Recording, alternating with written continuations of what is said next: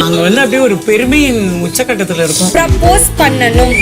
Wow, super super. First எடுத்தவனே தீபக்கோட family தான் வராங்க. அவங்களோட ஒய்ஃபும் அவங்களோட சன்னும் தான் வந்திருக்காங்க. வந்தவனே எப்படி காலைல மார்னிங் சாங் போடல, ஏன் தீபக்கே எந்திக்கிறதுக்கு முன்னாடி தீபக் பெட்ல தீபக் படுத்திருந்தாருல, அது பக்கத்திலேயே வந்து அவங்க ஒய்ஃபும் படுத்திருந்து எதிர்த்தாப்புல அவர் தான் பையன் முகத்துல தான் முழிக்கிற மாதிரி வந்து அந்த பையனும் நின்னாப்புல. அது பார்க்கறதுக்கே உண்மையிலே வந்து பூரிப்பா தான் இருந்தது. அதுக்கப்புறம் தீபக் வந்து செமைய எமோஷன் வந்து காமிச்சாரு.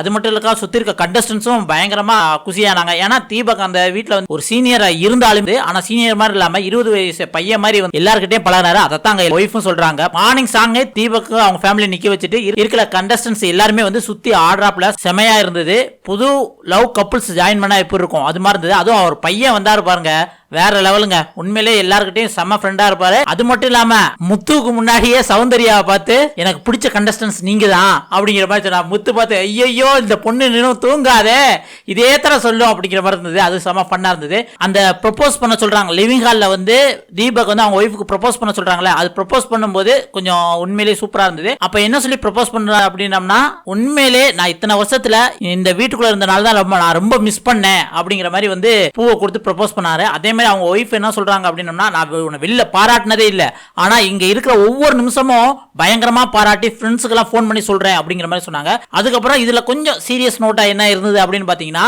தீபக் வந்து பின்னாடி பேசியிருப்பாங்களே அதை ஏதாவது ஒன்று சொல்லணும் மனசுக்குள்ள இருக்கிறது கேட்கணும் அப்படின்னா அருணை பார்த்து கேட்டாங்க. என்ன அப்படின்னு கேட்டீங்கன்னா அப்படின்னா, அந்த லேபர் ஸ்கில் ஒரு டாஸ்க்ல பிரச்சனை வந்ததுல, அப்ப அருண் தனியா போய் இவர் ஒரு சீனியரா இருந்துகிட்டு நான் கரண்ட்ல உள்ள ஆக்டரா இருக்கல என்னையே இப்படி கொடுமைப்படுத்துறாரு அப்படின்னா இவரு தன்னோட அசிஸ்டன்ட் கூட இருக்கவங்கள எப்படி வந்து ட்ரீட் பண்ணிருப்பாரு அப்படிங்கிற மாதிரி பேசினாங்களா. அதை வந்து மூஞ்சி கிடைச்சாப்புல வந்து நீங்க அப்படி கேட்டது தப்பு, அவரோட பேக் லைஃபே தெரியாது, நீங்க இந்த இடத்துல வந்து பயங்கர ப்ரெஷர் மூமெண்ட்ல தான் இருக்கீங்க, இருந்தாலும் இந்த மாதிரி சொன்னது எனக்கு ரொம்ப கஷ்டமா இருந்தது.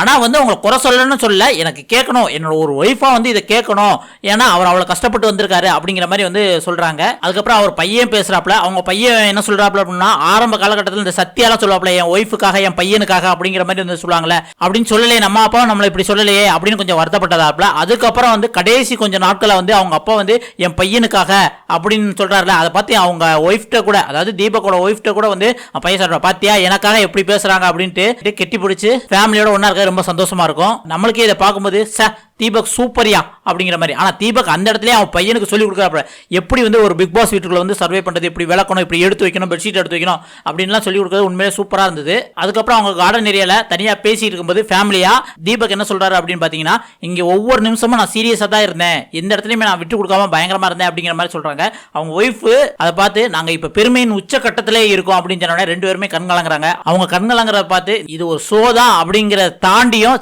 ஒரு ஃபேமிலினா இப்படிதான் இருக்கணும் அப்படின்ட்டு நமக்கே இந்த மாதிரி ஒரு ஃபேமிலி இருக்கணுமே அப்படின்ட்டு ரொம்ப ஃபீலிங்கா இருந்து. இதை பத்தி நீங்க என்ன நினைக்கிறீங்க அப்படிங்கறத மறக்காம கமெண்ட்ல சொல்லுங்க.